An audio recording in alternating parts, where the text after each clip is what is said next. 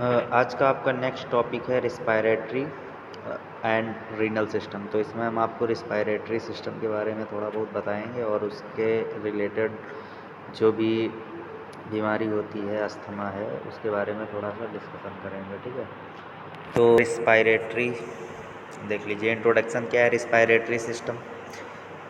Respiratory system consist of complex set of organs and tissue. जो आपका respiratory system होता है वो कंसिस्ट होता है, किससे बनता है? कॉम्प्लेक्स सेट होता है किसका? ऑर्गन और आपके टिश्यूज से मिलकर जो है पूरा ये सिस्टम तैयार होता है। That capture oxygen from the environment and transport the oxygen into the lungs, the organs and tissue that comprise the human respiratory system include the nose, pharynx, trachea and lungs। ठीक, इसके आगे है it is the system consisting of tubes and responsible for the exchange of gases in human by filtering incoming air and transportating it into the microscopic alveoli where gases are exchanged। ठीक है, तो जो आपका respiratory system है ये क्या काम करता है? जो इन्वायरमेंट में ऑक्सीजन है आपको पता है आपके इन्वायरमेंट में बहुत सारी गैसेस प्रेजेंट रहती हैं, तो क्या करता है ये इन्वायरमेंट से जो ऑक्सीजन गैस होती है उसको कैप्चर करके ट्रांसपोर्ट कर देता है। कहाँ पे ऑक्सीजन का ट्रांसपोर्टेशन करता है? लंग्स में। ठीक है,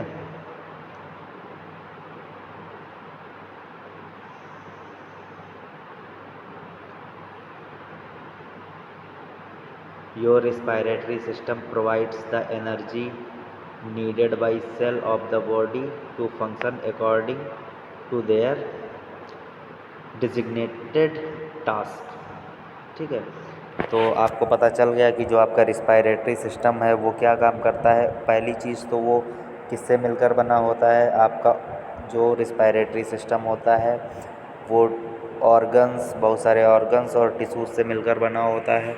और आपका रिस्पायरेटरी सिस्टम काम क्या करता है? तो रिस्पायरेटरी सिस्टम आपका जो इन्वायरमेंट में ऑक्सीजन गैस है उसको कैप्चर करता है, उसके बाद ट्रांसपोर्ट कर देता है। ऑक्सीजन का कहाँ पर करता है? ये लंग्स में करता है।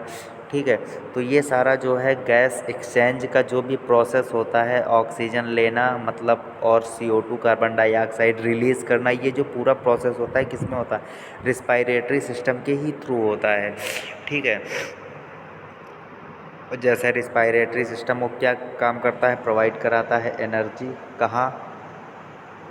जो सेल्स होती हैं उसमें एनर्जी प्रोवाइड कराता है जिसको नीड होती है। ठीक है, अकॉर्डिंग टू फंक्शन के अकॉर्डिंग जिसको जो भी टास्क मिला होता है, जो भी सेल्स हैं जिसको जितनी एनर्जी रिक्वायर्ड होती है वो ये रिस्पायरेटरी सिस्टम क्या करता है? वो प्रोवाइड कराता है एनर्जी किसको? सेल्स को। ठीक है, फंक्शन ऑफ रिस्पायरेटरी सिस्टम देख लेते हैं। तो कुछ फंक्शंस हैं, कौन कौन से फंक्शन हैं? एयर डिस्ट्रीब्यूटर, ठीक है, गैस एक्सचेंजर, अभी मैंने आपको बताया कि गैस का एक्सचेंज करता है कैसे, ऑक्सीजन लेता है, CO2 रिलीज़ करता है। फिल्टर, वार्म्स एंड ह्यूमिडिफाइज एयर, ये सारे काम क्या हैं? ये सारे फंक्शन इसके रिस्पायरेटरी सिस्टम के हैं। एयर डिस्ट्रीब्यूशन हुआ, गैस एक्सचेंजर हुआ, फिल्टर्स हुआ, वार्म्स हुआ, ह्यूमिडिफाइज एयर हुआ, इन्फ्लुएंस स्पीच हुआ, allows for sense of smells हुआ, ये सारे क्या हैं? इसके फंक्शंस हैं। अब इससे रिलेटेड बीमारी है जो हो जाती है जिसको बोलते हैं अस्थमा, उसके बारे में थोड़ा सा देख लेते हैं। Asthma is defined as common chronic inflammation disease of the airways characterized by variable and recurring symptoms, reversible air flow obstruction and bronchospasm. Common symptoms included sneezing हो गया, कफिंग हो गया, शॉर्टनेस ऑफ ब्रीथ हो गया। ठीक है, asthma आपको पता ही है कैसे क्या होता है अस्थमा में। ठीक है, जैसे कि आप सांस वगैरह लेते हो तो जो आपका एयर पैसेज होता है, एयर पैसेज में क्या हो जाता है? इन्फ्लामेशन हो जाता है, स्वेल कर जाता है। ठीक है, या फिर जो भी आपके म्यूकस रिलीज़ हो रहा है आपके पैसेज में, तो उसका सिक्रीशन ज़्यादा मात्रा में होने लगता है। जितनी आपको ज़रूरत होती है, जितनी क्वांटिटी की आपको रिक्वायरमेंट होती है, नीड होती है, उससे जब ज़्यादा म्यूकस रिलीज़ होने लगता है आपके पैसेज में, तो क्या हो जाता है कि वो जम जाता है गाढ़ा गाढ़ा, जिसकी वजह से आपको सांस लेने में दिक्कत होती है, इन्फ्लामेशन हो जाता है, जिसकी वजह से जो एयर पैसेज के अंदर का होल होता है जिसके थ्रू एयर पास होती है लंग्स तक जाती है, तो वो क्या हो जाता है, बंद हो जाता है। ऑब्स्ट्रक्शन मीन्स क्या होता है, रुकावट। तो सांस लेने में क्या हो जाती है, बाधा आती है, रुकावट होती है, जिसकी वजह से आप अनकंफर्टेबल फील करते हैं। ठीक है, तो ये चीज़ें हो जाती हैं अस्थमा में। आपका जो एयर पैसेज है उसका जो एरिया है वो कम हो जाता है, जिसकी वजह से आपको सांस लेने में बहुत ज़्यादा प्रॉब्लम होने लगती है। उसी को हम लोग अस्थमा बोलते हैं। ठीक है, स्नीजिंग होगा, कफिंग होगा, शॉर्टनेस ऑफ ब्रीथ। ठीक है, ब्रीथ मीन्स आपको पता ही है सांस लेना। ठीक है, तो ये सब क्या हो जाएगा, बहुत कम हो जाएगा। और कफिंग, कफ भी बहुत बनेगा। जो कफ होता है वो एक तरह का म्यूकस ही होता है। जब वो आपके पैसेज में रहता है ना, तो आपका जो एरिया होता है पैसेज का वो कम कर देता है, जिसकी वजह से ऑक्सीजन प्रॉपर वे में लंग्स तक नहीं पहुंचती है, जिसकी वजह से दिक्कतें आती हैं सांस लेने में। तो उस कंडीशन को अस्थमा बोलते हैं। ठीक है, अब इसकी पैथोजेनेसिस देख लेते हैं कि किन कारणों से, कैसे, क्या इसका प्रोसेस है, कैसे अस्थमा तक फैलता है। ठीक है, ट्रिगर फैक्टर जो कारक होते हैं, मतलब किन वजहों से होता है, तो देख लीजिए। इसीलिए स्टेप वाइज मैंने इसको बताया हुआ है। तो ट्रिगर फैक्टर, ठीक है, फैक्टर मीन्स होता है कारक। एयरवे इन्फ्लामेशन, ठीक है, तो एयरवे इन्फ्लामेशन मतलब इन्फ्लामेशन मीन्स होता है स्वेलिंग, सूज जाता है अगर आपका पैसेज, तो क्या हो जाता है। और ये स्वेलिंग किस वजह से होती है और रुकावट किस वजह से आती है आपको सांस लेने में, तो उसमें 3 पॉइंट्स मैंने दे दिए, नीचे देख लीजिए। Hyper secretion of mucus. अभी मैंने जब अस्थमा आपको बताया तो मैंने ये बोला था कि जो म्यूकस है वो जितनी आपको नीड होती है उससे ज़्यादा अमाउंट में रिलीज़ होने लगता है, जिसकी वजह से क्या होता है, एयर पैसेज ब्लॉक हो जाता है और आपको सांस लेने में तकलीफ़ होने लगती है। तो वही है hyper secretion mucus. Airway muscle construction, muscle contract हो जाती हैं, सिकुड़ जाती हैं, जिसकी वजह से सांस लेने में दिक्कत होती है। स्वेलिंग ब्रोंकियल मेम्ब्रेन्स, जो ब्रोंकियल मेम्ब्रेन्स होती हैं वो स्वेल कर जाती हैं, जिसकी वजह से आपको सांस लेने में दिक्कत होती है। ठीक है, तो एयरवे इन्फ्लामेशन किन वजहों से होता है, हाइपर सिक्रीशन म्यूकस की वजह से, या एयरवे मसल कॉन्स्ट्रक्शन, या स्वेलिंग ब्रोंकियल मेम्ब्रेन, ये तीनों चीज़ों के कारण आपका एयरवे इन्फ्लामेशन होगा। ठीक है, तो इससे क्या होगा, आपका नैरो ब्रीदिंग पैसेज।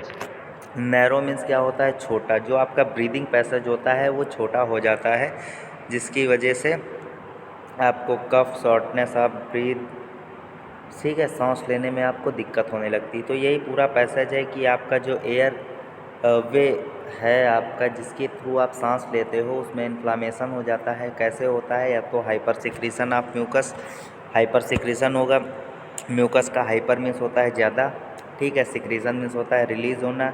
ठीक है, म्यूकस आपको पता ही है, थिक होता है, बहुत गाढ़ा होता है।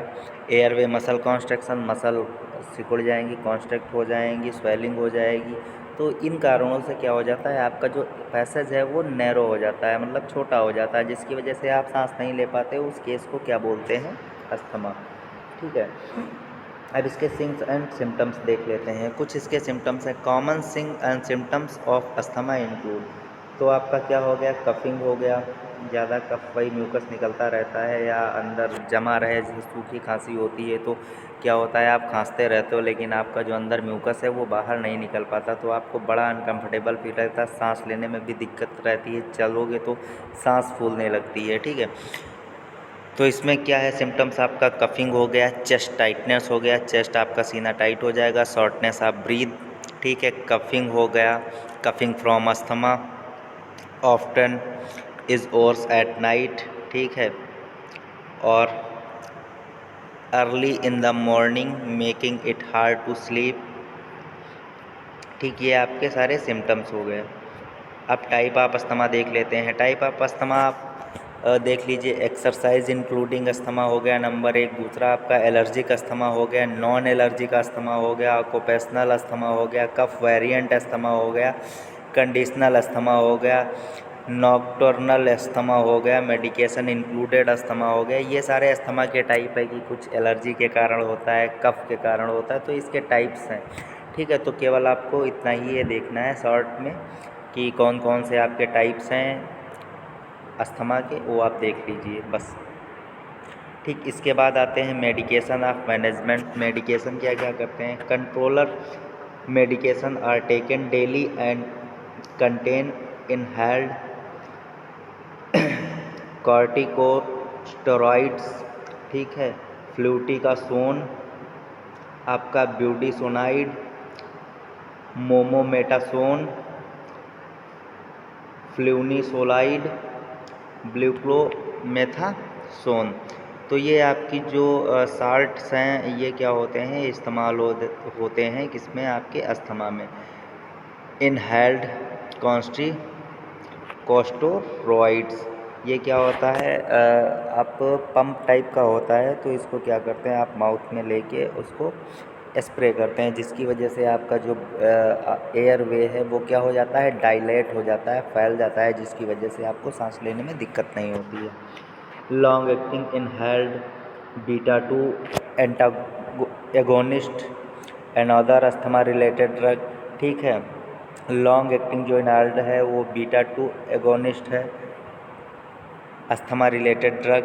ओरल कॉर्टिकोस्टेरॉइड्स आपका है, इम्यूनोमॉड्यूलेटर्स है आपका।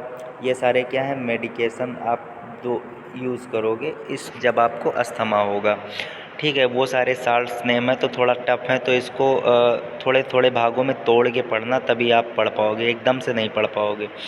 ठीक है, और जैसे एक मैं नोट देता हूँ, इसमें लिखा हुआ है quick relief medicine are taken at the first signs of symptoms for immediate relief. जब आपको अस्थमा हो तो तुरंत जो है रिलीफ के लिए कौन सा मेडिकेशन दोगे, तो short acting inhaled beta 2 agonist और कौन सा एंटी कोलिनर्जिक ड्रग आप दोगे उस केस में। तो ये आपका हो गया, आपको पता चल गया रिस्पायरेटरी सिस्टम का वर्क क्या है। छोटा सा इंट्रोडक्शन है कि रिस्पायरेटरी सिस्टम किससे मिलकर बना होता है, ऑर्गन्स और टिश्यूज से मिलकर बना होता है, और आपका रिस्पायरेटरी सिस्टम काम क्या करता है। तो रिस्पायरेटरी सिस्टम आपका वर्क ऐसे करता है कि जो एटमॉस्फेयर में आपकी ऑक्सीजन गैस प्रेजेंट है उसको कैप्चर करके ट्रांसपोर्ट कर देता है लंग्स तक। ठीक है, और आपका जो रिस्पायरेटरी सिस्टम है वो और क्या काम करता है, वो एनर्जी प्रोवाइड कराता है सेल्स को, जिनको नीड होती है जितनी एनर्जी की, वो एनर्जी प्रोवाइड कराता है। आपका रिस्पायरेटरी सिस्टम एक एक्सचेंजर का, गैस एक्सचेंजर का काम करता है, आपको ऑक्सीजन लंग्स तक पहुंचाता है और बॉडी में लंग्स में प्रेजेंट कार्बन डाइऑक्साइड गैस को क्या करता है, रिलीज़ करता है। तो एक तरह का एक्सचेंजर भी, आपको फंक्शन पता चल गया, आपको अस्थमा क्या होता है वो पता चल गया, और उसके बाद उसमें पैथोजेनेसिस है तो आपको उसमें कारण पता चल गया कि किन कारणों से आपका जो एयर वे है वो क्या हो जाता है, कॉन्स्ट्रैक्ट हो जाता है, या सांस लेने में रुकावट कैसे आती है। तो ये सारी चीज़ें आपने देख ली। उसके बाद आपने देखा कि मेडिकेशंस क्या हैं, तो उसमें कुछ साल्ट्स हैं, ड्रग्स के नाम है, तो वो सारी चीज़ें आप इसमें देख लिए। तो एक एक करके आप इसको स्टेप वाइज देख लीजिएगा अच्छे से। अगर कोई प्रॉब्लम लगे तो आप हमें मैसेज कर सकते हैं। ओके।